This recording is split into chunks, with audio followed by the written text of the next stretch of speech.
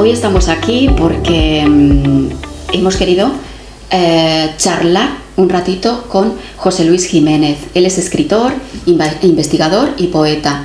José Luis ha participado y colaborado con nosotros muchísimas veces en muchos eventos que hemos realizado, en presentaciones, en entrevistas, en muchas cosas que hemos hecho y ha estado con nosotros, con nuestro Círculo Cultural Estancia y también con otros círculos literarios en el que ambos hemos coincidido. José Luis, ¿qué te parece? ¿Charlamos un ratito?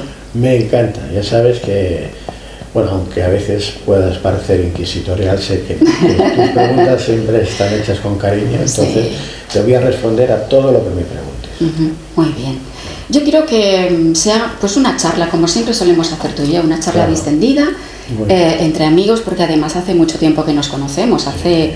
No lo digas. No lo digo, venga, no lo digo, hace muchos años. Sí. José Luis, sí, lo que quiero preguntarte, ahora sí de entrada, es acerca de tu último libro, el que acabas de publicar. Sí. Es La respuesta final más allá de la muerte. Entonces, háblanos un poquito de él, ¿de qué trata? Bueno, verás, este libro recoge una serie de investigaciones llevadas a cabo por los científicos y médicos más relevantes que han estudiado el fenómeno de las experiencias cercanas a la muerte, llamadas ECM, sus siglas, ¿no? ¿Y qué sucede? Bueno, pues que yo hace muchos años, también hace más de 20 años, que me interesé por todo el tema paranormal o extrasensorial. Incluso había publicado ya varios artículos en revistas especializadas sobre las experiencias cercanas a la muerte, en niños sobre todo.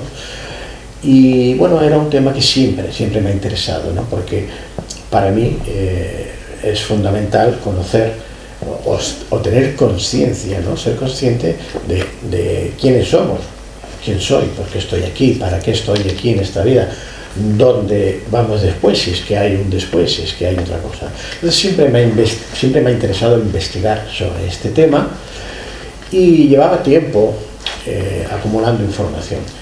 Pero bueno, ahora he necesitado, o tenía la necesidad de encontrar toda una serie de pruebas, de evidencias físicas a través de estas experiencias, de estas investigaciones de estos científicos, incluso algunas de ellas llevadas en laboratorio, donde se demostraba que la conciencia individual, no desaparece con la muerte física del cuerpo, sino que prosigue, continúa. No termina con la vida física. Para ello, pues he tenido que estudiar todos estos casos y he recurrido a las investigaciones de varios doctores, por ejemplo, de Raymond Moody, el doctor Bruce Grayson, el doctor Pim Van Lommel, el doctor Ian Stevenson, Brian Weiss, etc. Los pioneros en este tema, los más relevantes, que han estudiado, en el caso de las ECMs impactantes, que no dejan lugar a la duda, por todo lo que conlleva. En el libro están detalladas varios de estos ECMs, ejemplos, o las reencarnaciones que estudió más de 3.000 el doctor Ian Stevenson, tanto en el Oriente, en la India sobre todo, como luego en Occidente, donde personajes, tipo, pues podemos hablar de personas que desde los 2 hasta los 5 o 7 años recuerdan perfectamente vidas anteriores, cómo se llamaban, quiénes eran, dónde vivían, quién era su esposa, su esposo, sus hijos, toda una serie de datos que es imposible que un niño de 3 años pueda recordar y con esa lucidez, ¿no? Entonces son cientos de casos, miles de casos. Esto siguen un patrón, todo el mundo explica lo mismo, más o menos. Sí, es muy similar. Hay algunas variaciones, pero es muy similar. Las personas que han tenido estas experiencias cercanas a la muerte y han regresado al cuerpo, pues explican toda una serie de patrones. Bueno, el primero, que ya hizo una escala con 9 ítems, con 9 situaciones o estados, fue precisamente Raymond Moody. Luego, esto fue la época de los años 70, en los años 80 fue Grayson, quien lo amplió hasta los 12 ítems, los 12 puntos de esta escala, que se conoce como escala de Grayson. Actualmente hay 19, para que te hagas una idea. Se ha ido avanzando muchísimo. Sí. Veremos que hay universidades, hospitales muy importantes, doctores, ya te digo en el libro, te he mencionado solo unos cuantos. Están casi todas las investigaciones actuales que se están llevando a cabo en laboratorios sobre este aspecto. Y claro, el libro yo lo he dividido en dos partes. La primera parte, que es toda científica, con datos científicos y demostraciones evidentes de que esta realidad es así, que existe. Y la otra, la segunda parte del libro, la he basado más en la parte de literatura, en otorgar una serie de mensajes al lector, a que el lector reciba unos mensajes que le van a ayudar a entender todo este proceso, y sobre todo para que las personas que tienen ese miedo, ese temor a desaparecer, a la muerte, que vean, que sepan que la muerte realmente no existe. Sí, porque se acaba nuestra vida física.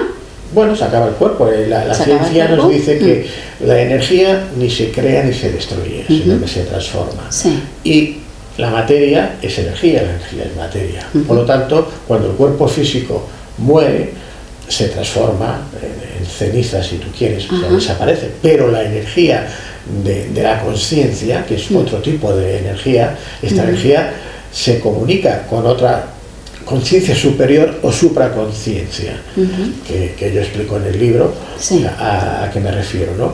Entonces, esa conciencia es la que de alguna forma lleva, o dentro de, es como si fuera un disco duro de un ordenador, ¿no? Que tienes varias carpetas, varios archivos, pues cada carpeta, cada archivo correspondería a una vida, ¿no? En una vida, pues ahora en esta carpeta eres Yolanda Gutiérrez, en otra fuiste Juana de Arco, por ejemplo, y en otras tal, ¿no? Entre ellas no hay comunicación, pero sí que en el disco duro todas están en el disco duro. Esa sería esa conciencia, supraconciencia, ¿no? Que luego vamos a ver que no se pierde, porque en nuevas reencarnaciones, en niños que acaban de nacer, recuerdan algunas de estas vidas anteriores con detalles. Bueno, hay algunos de los casos que yo os pongo. Por ejemplo, hay una mujer en la India que hasta Mahatma Gandhi ordenó llevar a cabo una comisión para investigarlo, porque eran tantos los detalles tan concretos que daba. Efectivamente, se comprobó, como ella decía, con 3 años, que su marido vivía en la ciudad que dijo, en el domicilio que dijo, que tenía 4 hijos, 3 que ella conoció y el 4º que no llegó a conocer porque murió en el parto, pero los reconoció a todos con el nombre, el apodo familiar que les había dado. Incluso el marido les había regalado a ella, antes de morir, unas joyas que ella escondió en una cajita enterrada en el jardín, y un dinero que él también necesitaba saber dónde estaba, él también lo tenía ocultos.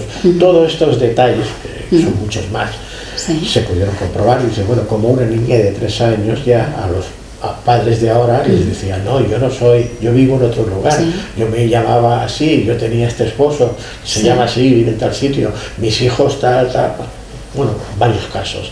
Y Ernest Bison llegó a investigar, como te digo, 3.000 casos o más, ¿no?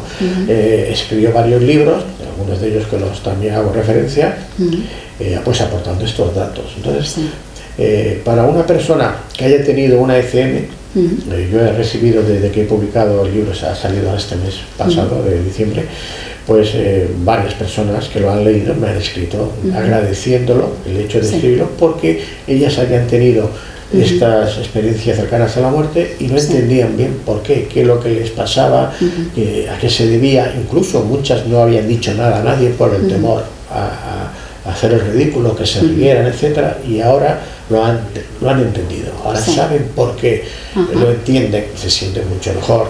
Sobre todo, ninguna persona que haya tenido una experiencia cercana a la muerte, cuando regresa, vuelve a tener miedo a morir, jamás, ya no tienen miedo. De hecho, casi nadie quiere regresar, prácticamente las tienen que obligar. Y con los casos de algunos de estos casos que hay, en que los parientes con los que se encuentran, o el ser celestial con el que algunos se encuentran, les obligan prácticamente a regresar al cuerpo, porque tienen que acabar alguna misión, tienen que acabar algo que tenían previsto realizar. Y entonces, cuando regresan aquí, en algunos casos personas que tenían enfermedades por las que llegaron a fallecer, a morir, porque en muchos de estos casos veremos que llevaban minutos, ya el corazón sin latir, el cerebro sin recibir oxígeno ni sangre, y bueno, clínicamente estaban muertos, ¿no? Entonces la ciencia nos explica cómo es posible que regresen. Bueno, pues en uno de estos experimentos que explico se han llevado a cabo en el laboratorio a través de animales, con ratas y tal. La doctora Bogingi, ella sobre todo es la pionera en este tema, demuestra cómo después de 30 segundos, que ya el corazón no late, deja de latir y el cerebro de recibir nada, se produce como un pico, como si el cerebro de repente estuviera emitiendo una cantidad de golpe de datos, como cuando coges tu móvil, tu teléfono, y estás conectada a internet, a wifi, y estás descargando o estás subiendo una foto, unos datos, ¿no? Entonces tienes un pico. Pues técnicamente se ha demostrado que efectivamente el cerebro sigue funcionando, aunque no tenga oxígeno, aunque no reciba sangre, aunque el corazón no lata. Se produce ese pico, y ¿qué es lo que pasa? Pues lo que te decía, que esa conciencia individual que tenemos todos los seres, las personas, es como que se comunica con la conciencia superior, con la supraconciencia, y descarga toda esa información, porque ya el cuerpo no va a existir. Eso es cuando ya se produce la muerte definitiva. Cuando es una ECM, es decir, es una experiencia porque regresan a la vida, evidentemente no fallecen, puesto que están aquí, y la conciencia individual sigue existiendo. Pero cuando fallece el cuerpo, esa conciencia individual pasa a integrarse dentro de la conciencia superior o supraconciencia. Todo esto que te comento, bueno, pues cada doctor tiene, diríamos, su teoría, o lo explica, y yo coincido sobre todo con Pim Van Lommel, que es el que me parece que además lo explica con un lenguaje muy sencillo, muy fácil de entender. Todos son expertos, todos los doctores estos que menciono en el libro, pero él sobre todo en las entrevistas que se le hacen, que tomo de muchas de ellas las respuestas a lo que preguntamos, ¿no? Lo explica con un lenguaje muy sencillo, muy de la calle, que todo el mundo lo entiende, ¿no? Y sobre todo que estos doctores llevan, bueno, son 40 años de investigación. Falleció en el 2007, viajó por todo el mundo, sobre todo en la parte de la India, donde más estuvo, y luego también en Occidente. Hay varios casos de reencarnación que expongo en el libro que son increíbles, ¿no? Uno de los casos, el más impactante para mí, es el de un niño, ¿no? Con 2 años, que recuerda que había sido un piloto de aviación, como está dentro de la carlinga, no puede salir, se está quemando.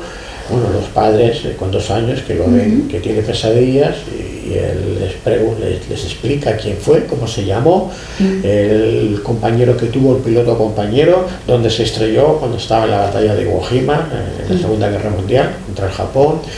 Toda una serie de datos que nadie creía que pudieran ser ciertos. Claro, el padre tuvo un niño de 2 años, claro. De 2 años. Además, conocía todos los nombres técnicos de las partes del avión. Veremos la fotografía, veremos todo lo que él hacía. Incluso familiares, su hermana, la hermana del que él se reencarnó, que aún vivía, cuando con 3 años va su padre con ella a hablar, le cuenta como el padre de ambos era una persona alcohólica, que tenía problemas en casa, como la madre de ella le había pintado un cuadro a ella, que solo lo sabía la hermana llorando, abrazándolo, no, mi hermano, ¿no? Además él se llama, porque tiene ahora 26 años, se llama James Leninger, y él dibujaba aviones estrellándose, bombardeando, tal, y él lo firmaba con el nombre de James III, que su padre, pero ¿por qué pones tercero? Dice, porque yo soy el tercero, porque aquí en la Segunda Guerra Mundial era James Houston Jr., porque el padre de él era el primero, era James Houston, y dice, yo soy James Leninger, pero James III. Bueno, toda una serie de datos, y este es el más reciente, quizás para mí es más impactante, porque se ha podido comprobar todo en archivos, ¿no? Decir, incluso el avión que llevaba, que los compañeros que aún viven, los veteranos de la guerra que aún viven, decían que ese avión no se había utilizado en la batalla de Iwo Jima, y cuando está en casa de la hermana saca la foto de su hermano, el piloto que murió, con el avión, que era el modelo Corsair, que Sí. decía, yo iba con un Sí, sí. Corsair tal, Ajá. y decía, no, porque ese avión allí no, pues resultó que también. El portaaviones desde el que despegó dijo el nombre, que era un nombre que parecía japonés, pero no era norteamericano, comprobaron que efectivamente Claro. tuvo la base de ese portaaviones, despegó de ahí hasta Sí, que sí. se estrelló en Iwo Jima, toda una serie de datos. Vamos, no cabe duda. Claro, Es un niño de imposible. 3 años, no, bueno, Sí. ya lo he resumido mucho, Sí. pero en el libro hay varios casos Sí, así, ¿no? sí, que, sí. que están comprobados, que hoy día cualquiera lo puede comprobar, Sí, sí. que son, no es, Vale. me han contado, dijeron, me han dicho, no, yo he ido siempre a datos reales Sí.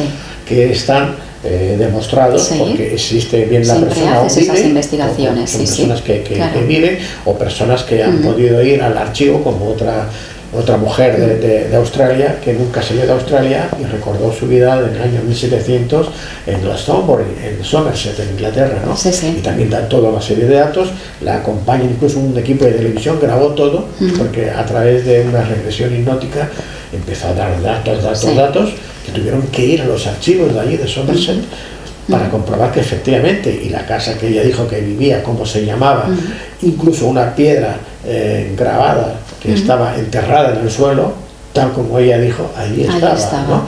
Bueno, son varios casos Sí. que son irrefutables. Sí. Dime una cosa, ¿siempre que morimos nos reencarnamos? Bueno, en la segunda parte del libro, precisamente por eso lo he partido, lo he dividido en dos partes, Sí. la parte científica y la otra parte literaria. Yo aquí hay un ejemplo, una historia en la que ya la persona no quiere volver a reencarnarse para seguir experimentando su espíritu. Diríamos que ya esa parte la ha superado. La reencarnación es como, bueno, pues como cuando vamos al colegio a estudiar, a aprender, ¿no? Lo que nuestro espíritu, nuestra alma necesita es aprender toda una serie de experiencias. Entonces, si es necesario seguir aprendiendo, teniendo esas experiencias, pues el espíritu se va a reencarnar las veces que sean necesarias. Vale. Pero si llega un momento que esa parte, diríamos, ya la has aprendido, Sí. ya la has experimentado, no necesariamente vuelves a reencarnarte. Vale. Hay otras opciones, no te las voy a desvelar todas, porque No, todavía- no. pero por eso utilizo esa otra parte, Sí. que esa parte evidentemente Perfecto. no tengo las pruebas grabadas, no hay un notario en el cielo Sí. y tal que me venga a decir, sí, Sí. es lo que dicen, Sí. ¿no? Entonces, por eso lo divido entre esas dos partes, pero Vale. explico o doy la respuesta a tu pregunta de ahora, ¿no? Vale.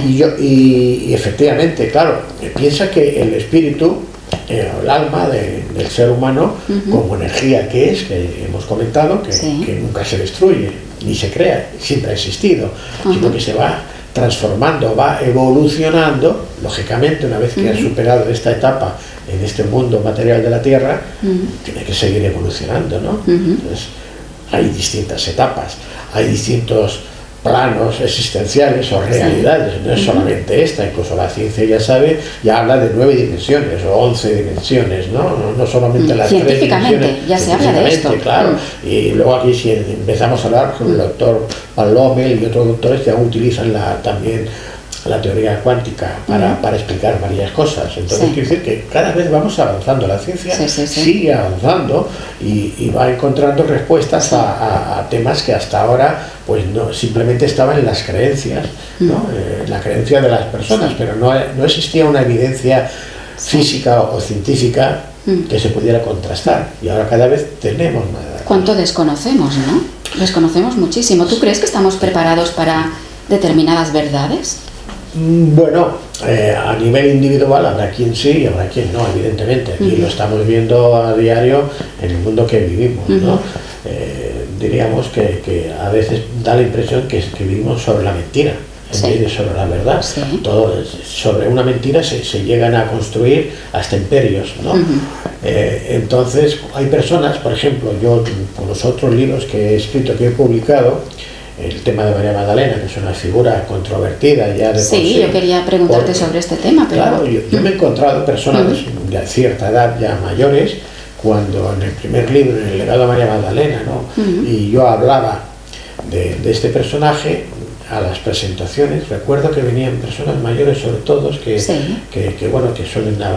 religiosos, que van a acudir a misa, y esperaban que yo hablase de un santo, de una santa. Sí. Y cuando se encontraron que yo estaba hablando de una relación marital de una mujer con Jesús, con Yeshua, con Jesucristo, Sí. se escandalizaron y algunos se marchaban, ¿no? Este hereje, tal, claro, y dices, bueno, esta persona, lógicamente, toda su vida, lleva 70 años yendo a misa, escuchando lo que le dicen, no puede aceptar su cerebro, su mente, Claro. no puede admitir de que Sí, esté en un error, de que le hayan contado una mentira, de que le hayan manipulado la verdad, y está convencida esta persona de que si no es lo que le han dicho cuando Sí. ha ido a la iglesia a misa, lo otro es inadmisible, es más, es un pecado y es una herejía, ¿no? Sí.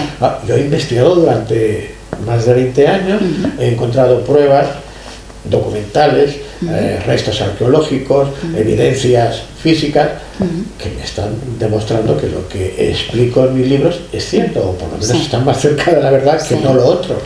Pero eso no todo el mundo lo puede aceptar, por Sí. lo que te decía, porque sus creencias o las tradiciones a veces les impiden simplemente contemplar que puede haber otra cosa diferente a lo que ellos creen. No, ya no solo que estoy en equivocado, sino que puede existir otra versión distinta, ¿no? Claro. Entonces, claro, el mundo de hoy día, fíjate tú, cuando vemos los medios de comunicación, las televisiones y ahora en las redes sociales, en los diferentes medios de las redes sociales, hay de todo. Sí. De todo, es muy difícil saber quién está hablando, Sí. diciendo ¿Dónde la está la verdad, verdad y y quién dónde está está la mentira? manipulando. Sí. A veces cuesta mucho. Yo actualmente, para cerciorarme de que aquello que estoy leyendo, que me están contando es verdad, tengo que mirar de acudir a la fuente original, Claro. tengo que incluso comparar, buscar otros medios, porque ya no me puedo creer de primeras lo que me dicen, Claro. porque se está utilizando la manipulación y la mentira para, bueno, pues por intereses a veces Sí. espurios, simplemente de conseguir más seguidores, más poder de atención de SEA, dinero, etcétera, ¿no? Entonces, no todo el mundo está preparado para aceptar todas las verdades. De hecho, hay un libro Sí. que cierra una trilogía sobre María Magdalena, ¿no? Y yo en la contraportada, el título es La revelación del Real Viviente. Creo que Sí, por está aquí. Sí, sí. Mira, hay una frase que a mí me encantó, permiso, que Sí. te lo tome aquí. Todos mis libros que para mí son maravillosos. Mira, Sí. aquí en la contraportada de Sí. este libro tiene casi 700 páginas. Este libro Sí. ya no es difícil de encontrarlo Sí. porque Yo lo conseguí en una de tus presentaciones, Sí, porque porque además es que- está ilustrado y a todo color. y a todo color Y- ya no sí. se puede, recientes, y todos son pruebas, incluso aquí hay algunas evidencias físicas que se desconocían hasta entonces, ¿no? No daría tiempo de explicarlo todo, pero lo que te decía, la frase esta que hay en este libro, dice, no todas las verdades han de ser explicadas a todos los hombres. Bueno, esta frase fue pronunciada por el obispo Clemente de Alejandría, Sí. que fue uno de los primeros padres de la Iglesia católica. Sí. Y tú dirás, parece mentira ya que te digan que Sí. la propia Iglesia está reconociendo que la verdad no se la puedes decir a todo el mundo. Claro, ¿por qué? Fíjate, si yo te digo que la mayor parte de la Biblia ha sido manipulada para favorecer los intereses, y Sí. en muchos casos espurios, de quienes la utilizaron originalmente para crear un proselitismo, para tener más seguidores, pues si eres un católico acérrimo, bueno, ya ni me escuchas, me vas a decir de todo, ¿no? Sí, sí. Si eres una persona que tienes la mente más abierta y te molestas en profundizar y en leer lo que estoy explicando, a lo mejor hasta te convences, pues esto que dice este hombre es verdad, porque además mira, me está demostrando y tiene razón y esto es lógico y tal. Pero si estás cerrada con tu creencia, ahí no hay forma Claro. de que se pueda Sí, sí. cambiar, ¿no? Entonces, esto es lo que ha estado sucediendo durante más de 2000 años. Yo he publicado, tengo unos 14 libros y luego hay algunos que están traducidos a 4 idiomas y me conocen más fuera de España que en España, eso lo digo a veces, porque aquí yo he tenido la censura. Has sobre viajado por todo el mundo y además has dado conferencias fuera y Pues sí, he dado conferencias. en muchas universidades estudian tus trabajos, tus libros. Sí, en Estados Unidos lo han hecho, he estado en la Cámara de Comercio de Sí. Queens, he estado en Manhattan dando conferencias, en Nueva York, en Austin, en el Club del Progreso, en Buenos Aires, en Brasil, he dado incluso algunos máster con profesores de historia, en Sao Paulo, en Fortaleza, he estado. bueno, están en muchos países, ¿no? Sí. Te decía que me conocen más allá porque he ido a lugares donde no existía tanta censura como aquí. Ya. Y aquí me encontré con el primer problema con el primer libro, Sí. al mostrar una imagen de María Magdalena embarazada. Sí. Un retablo. La madre de los hijos de Jesús, un Sí. retablo donde estaba, ¿no? Que aquello era un tabú. Pero un tabú, ¿por qué? Porque mira, tú puedes escribir un libro sobre la pederastia de los curas, Sí. sobre el lobby gay de los obispos en Roma, sobre el comercio de armas que tenía el Vaticano, el Banco IOR y todas las estafas y todo lo que han hecho. No pasa nada, son hombres, pobrecitos, ¿no? Han caído en el pecado, tal, etcétera. Pero tú no puedes decir que Jesús tuvo una esposa, tuvo hijos, que era un hombre especial, Sí. ¿Cuántos hijos divinizado. tuvo Jesús? Bueno, no sé cuántos. Yo No se en sabe. el libro expongo los datos que he obtenido, ¿no? Y en principio parece que son 2, Vale. ¿no? ¿2 hijas? Posiblemente hijas, y lo explico también el porqué, por lo Sí. que aparece en el retablo. Pero claro, esto era un tabú, es un tabú hoy día. Sí. No puedes hablar de esto. A mí me llegó a decir la directora de una de las editoriales más importantes del planeta, que ninguno de mis libros se publicarían nunca, jamás, en ninguno de los sellos de esta gran editorial. ¿Por qué? Pues porque esta editorial, el accionariado, incluso el director, el CEO, ya lo dijo en su día, pues es del Opus Dei. Sí. A mí el Opus Dei me tiene puesto en la primera línea de negra que tiene lista negra, con 3 cruces, y entonces a mí ya me lo han dicho más de un editor del Opus Dei. No quieres saber nada conmigo, ¿no? Tú eres el autor de María Magdalena, del legado de Magdalena, ni hablar, porque ese tema no se puede tocar. Llegaron a retirar unos ejemplares, Bueno. ejemplares de unos grandes almacenes, que no voy a decir el nombre. Sí, lo puedes decir. Yo estuve haciendo la presentación en el Corte Inglés. Dilo tú, ves. La segunda edición allá, y a mitad de la presentación, tú Sí. estabas allá. Sí. Cuando vieron que, claro, que no estaba hablando de santos, sino que estaba hablando de Sí. otra realidad, vino la persona responsable que tenía que salir de allá y acabar. Retiraron los libros. La segunda vez también ocurrió, y incluso recuerdo un amigo mío que fue a buscar el libro el día siguiente porque no pudo llegar a tiempo. Le dijeron que no, que yo no había estado dando la presentación y que allí no tenían ese libro, cuando había un cartel que era la Puerta del Ángel, donde se hacían en la sala, en la aula de cultura del Corte Inglés, de la Puerta del Ángel. Lo digo porque como está publicado, se anunció hasta en la prensa, en la radio, había un cartel de 6 metros de alto, tengo las fotografías con el libro, el título y tal. Pues claro, no pueden negarlo, por mucho que ellos no. Y entonces le dicen, no, que este señor no ha estado dando. Y dice, oiga, por favor, que es amigo mío, que no pude llegar a tiempo, que lo sé, que estuvo aquí. Y la chica dice, bueno, mire, espere que le voy a preguntar al jefe de sala, al jefe de la planta.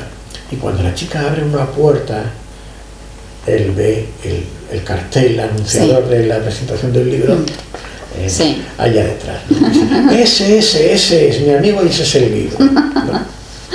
Impactante, ¿no? Bueno, Es brutal. al final le dieron un ejemplar a escondidas para que se callase, y ya si querías encontrar mis libros tenías que pedirlos por teléfono a escondidas. Los retiraban. Otra vez, bueno, luego hace pocos años, un par de años, me encontré un señor que ya se jubilaba, que tenía no sé cuántos pares de este libro que habían retirado en su almacén, que se jubilaba y los tenía allí, que le dijeron que los escondiera allí durante 15 años.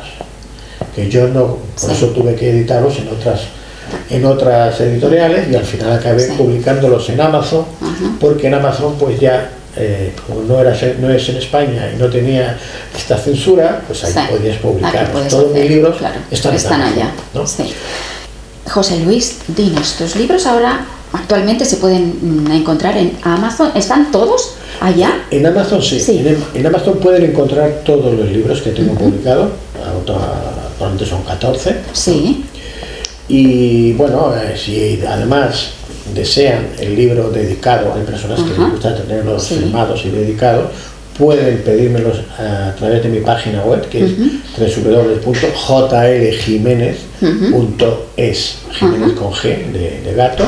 Allí entran en mis libros publicados, pinchando la portada del libro que deseen, tienen toda la información, la ficha, los metadatos del libro, y lo pueden solicitar bien a Amazon desde la página web o bien al autor, a mí en este caso, para que se los me dedique y se los envíe a su domicilio.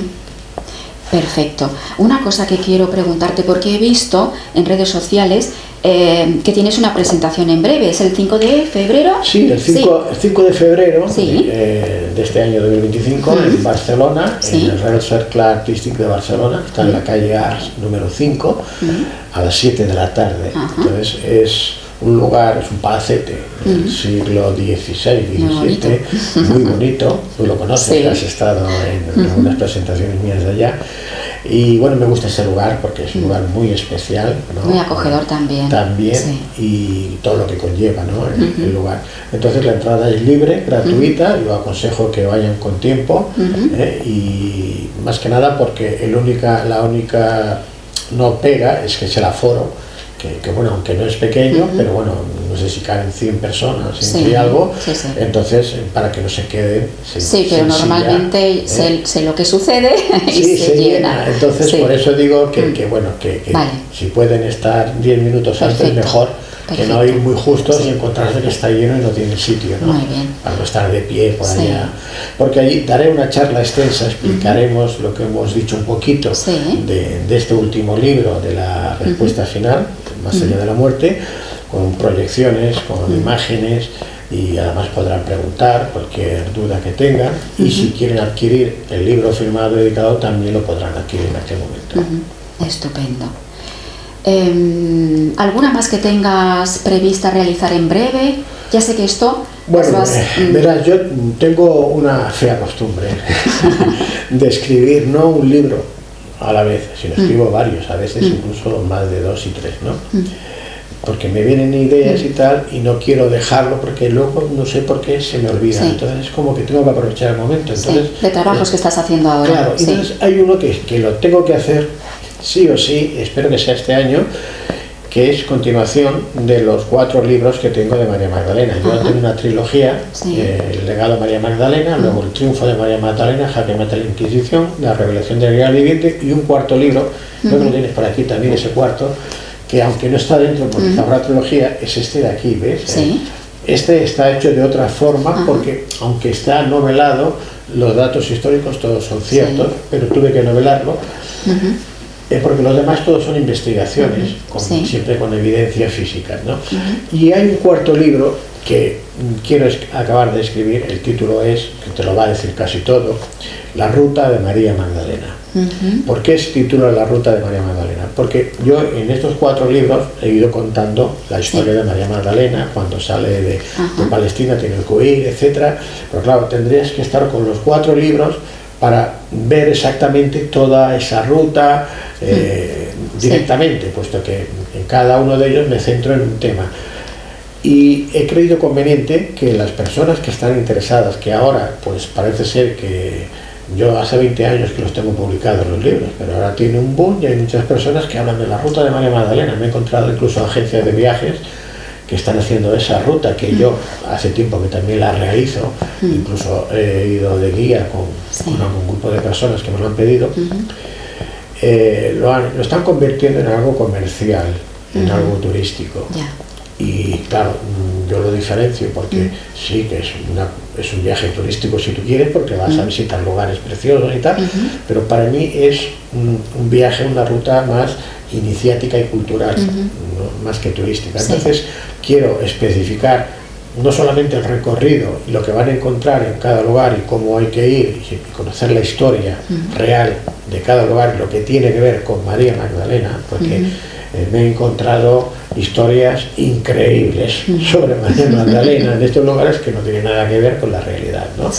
Y todo se debe pues a los intereses, a veces espurios, o bien de organizaciones o de empresas o de personajillos que venden humo y a través del personaje. Entonces creo que es conveniente que deje claro cuál es realmente la ruta de María Magdalena desde que ella se ve obligada a huir de Palestina, todos los lugares que va a visitar, por qué tiene que estar en estos lugares, lo que hay actualmente de esa esencia de María Magdalena de hace 2000 años. Y eso es lo que estoy, en ese proyecto estoy escribiendo este libro ahora y aportando algunos datos que hasta ahora pues era difícil de facilitar y que ahora los puedo facilitar porque ahora sí que los tengo comprobados y a mí siempre me gusta comprobar todos los datos, de alguna forma contrastar que aquello es cierto. Entonces creo que puede servir mucho para las personas que quieran conocer y realizar este viaje, que aunque es un viaje físico, no deja de ser también un viaje místico y espiritual, ¿no? De la persona, iniciático a la vez, porque les va a abrir otro camino, otra ruta diferente a la que hayan podido leer más como tipo agencia de viaje, ¿no? Sí. Esto es lo que tengo ahora entre manos, digamos. Espero acabarlo este año, en 2025, y publicarlo. A ver, ya te digo, a veces tengo 2 o 3 libros en un año, a veces solo tengo uno, o alguna vez me ha pasado otros años. Ahora de la pandemia hasta aquí, no sé si tengo 3 publicados nada más, ¿no? Porque esto paralizó mucho. Pero bueno, siempre estoy trabajando, siempre estoy. Y además en varios proyectos a la vez. Claro, porque no te dedicas a investigar uno, sino vas haciendo diferentes cosas también. Sí, yo este año, por ejemplo, estuve durante 20 y tantos días dando unas conferencias en Brasil, ¿no? Entonces me tuve que preparar para estas conferencias, talleres, máster, y luego pues acabar otros proyectos que tenía. Esto te obliga a que tienes que dejar paralizado lo que estás escribiendo, porque escribir un libro no es... Bueno, mira, tengo la inspiración de 7 a 8. Sí. No, esto no funciona así, ¿no? Entonces, y a veces también cuando tienes que investigar, sobre todo buscar información, y te obliga a desplazarte. Yo en este tercer libro que comentábamos antes tuve que ir hasta un lugar que está en Argentina a 3.500 metros de altura. La guía, no sé si está por aquí, por ejemplo, para poder localizar personalmente y fotografiar unos petroglifos con la cruz templaria que tenía una antigüedad de 8.000 años y que eran desconocidos. Ahora no recuerdo en la página, si las encuentro te la muestro, o en un archivo secreto, en un pueblecito de unas llaves, lugares siempre todos que de alguna forma eran desconocidos. Bueno, siempre aquí yo muestro, incluso, por ejemplo, cuando he estado investigando en la masonería, a mí me han permitido, por lo que sea, yo digo, me conocen más fuera que aquí, me han permitido acceder a todas las logias en Nueva York. Y he visitado todas las logias, fotografiado, he realizado filmaciones de documentos incluso que no están al alcance de cualquiera. Luego me vienen algún escritor, algún historiador a pedirme alguna foto, autorización para publicarlas ellos, ¿no? Y he dado conferencias, como te digo, y charlas en muchos de estos lugares. Aquí ahora tendría que buscar porque no encuentro, pero bueno, descubrir, como aquí, por ejemplo, ¿no? Esta iglesia del siglo XII con señales aquí de los templarios del siglo XII de América, ¿no? De la patata, del tomate, son investigaciones todas, que yo muestro pruebas y evidencias de lo que estoy explicando. Entonces, a veces esto me obliga a viajar, como te digo, pues a 3.500 metros de altura en una laguna perdida en la frontera entre Argentina y Bolivia, o en Perú, cuando no es el Machu Picchu turístico, sino en otros lugares del Perú que están alejados, que no son conocidos, donde voy a encontrar un templo, donde voy a encontrar una construcción que está demostrando aquello que estoy explicando.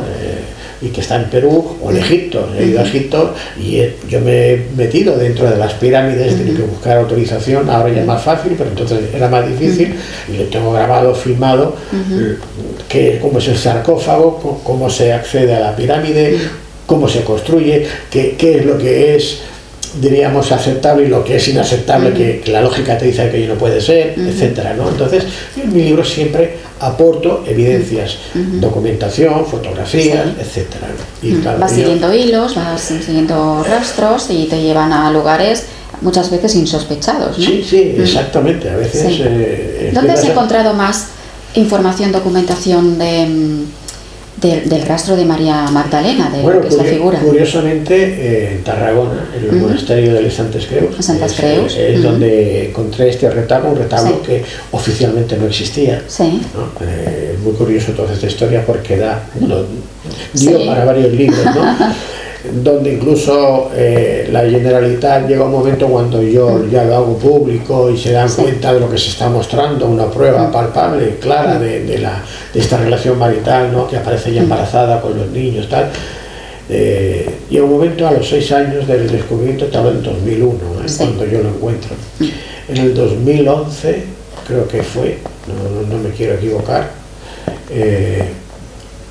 ahora hablo de memoria, desaparece porque se lo llevan para restaurar. Sí. Me entero porque una persona que quizá fue un poquito antes, igual fue del 2008 así, 2008-2009. No, creo que fue el 2011 cuando lo sacan para restaurar. Restaurar. Y me entero porque me escribe un seguidor, una persona que me sigue: oiga, que el retablo lo han quitado de allá, no está, ¿sabe usted algo? Yo hablé con el director del MNAC de Cataluña, que ya había tenido con él, habíamos compartido alguna charla en los medios, en la radio, en la televisión.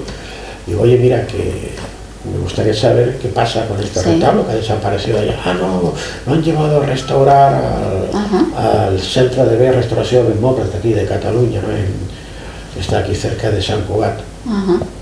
Y yo, claro, pido autorización, contactos, me autorizan a ir en un día determinado, voy para allá a grabar cómo se lleva a cabo la restauración, hablo con el encargado y le muestro que él no conocía que efectivamente aquel personaje era María Magdalena, en fin, tenía ya publicado 2 libros, El Delegado y El Triunfo, y bueno, incluso se los cedía, me los pidieron el Centro de Restauración para los datos históricos y tal del retablo, si les servía.